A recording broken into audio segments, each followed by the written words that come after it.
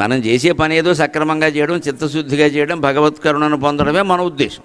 వారిని ఎవరో తక్కువ చేద్దామనో ఎక్కువ చేద్దామనో మనకేమీ లేదు. ఎవరో మనకి అంటే తక్కువ అవ్వాలని లేదు, ఎవరో మనకి ఎక్కువైపోతారనే భయమూ లేదు. అవని పని జరగడమే కదా కావాల్సింది. ఈ దృష్టితో ఉంటే అసూయారహితంగా చిత్తశుద్ధి అంటారు. దీనికి లక్ష్మీ నరసింహస్వామి కరుణ అపారంగా లభిస్తుంది. చిత్తశుద్ధి కావాలి భగవంతుడికి, ఎప్పుడు గుర్తుపెట్టుకోండి. చిత్తశుద్ధి అంటే మంచి ఆలోచనలు ఉండడం కాదు, నన్ను మన్నింతురుగాక, ఏ ఆలోచన లేకపోవడం చిత్తశుద్ధి. చిత్తం శుద్ధి అయిపోవాలి. ఎందుకంటే శుభ్రం వేరు, శుద్ధి వేరు.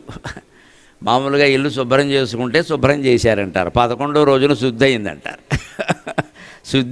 శుభ్రం చేసినప్పుడు ఎక్కడ వస్తువులు అక్కడే ఉంచి కింద నుంచి ఊడుస్తారు. శుద్ధి చేసినప్పుడు 11వ రోజున ఇంట్లో వస్తువులన్నీ బయట పెట్టేసి మొత్తం కడిగేస్తారు.